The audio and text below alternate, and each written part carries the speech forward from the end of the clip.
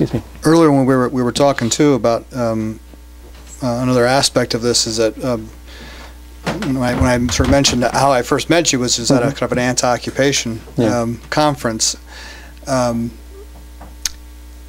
you made the comment about that for a lot of folks, even on the left, particularly a lot of men on the left, there doesn't seem to be either the same kind of interest or no interest at all in sort of an anti-pornography fight. And one, why do you think that is, in part? And then secondly, are there ways to talk about anti-pornography work in the same ways that we talk about anti-war or anti-racism work? Yeah. Well, let's remember the feminist anti-pornography movement is very new. It emerges in the late 70s. It doesn't take form in a political sense until the early 80s.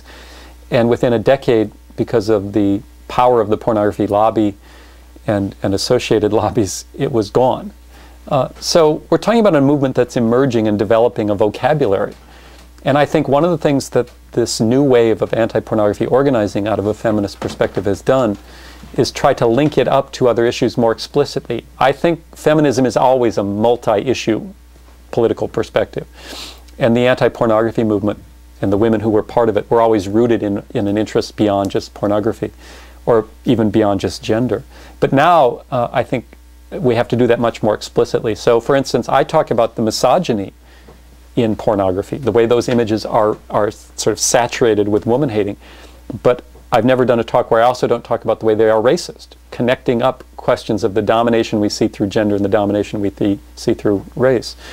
I try to always talk about it in the context of capitalism. As a progressive leftist, I think you can't talk about the way power operates in this culture without talking about the nature of not only capitalism, but I would name it as a very predatory corporate capitalism. Okay. You can talk about it in the context of first world domination of the developing world. One of the things that we saw after the fall of the Soviet Union, pornography prostitution flooded the former Soviet bloc countries in Eastern Europe.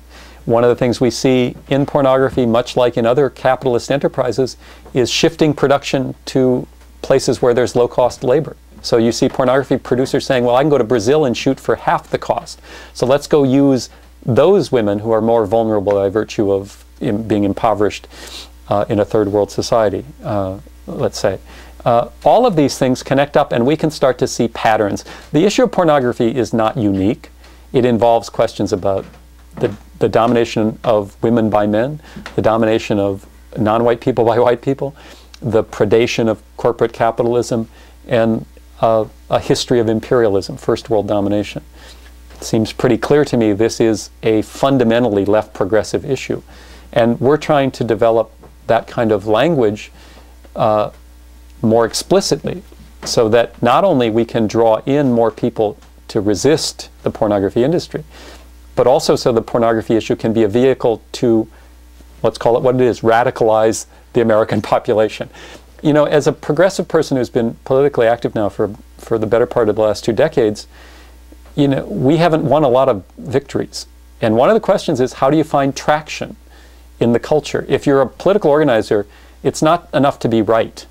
For instance, for 20 years I've been right. Okay, I think I've been right. It would also be nice to win now and then. And to win, one has to deal with the culture you live in and where it's at ideologically. And that means you have to look for places to get traction where you can engage people with things that they care about, sometimes very viscerally care about. So for instance, I observe that parents, people who have especially children coming into their sexually active years, are very concerned about the way pornography is structuring those children's conception of gender and sexuality. So there's a place I can get traction with parents who might not be radical, might not be leftist, might not even be progressive, but understand there's an issue they have to care about. And that can become a vehicle to a broader politics. So I look at it in a sense from both angles, that pornography in and of itself matters. There's a material question about the way it structures our world.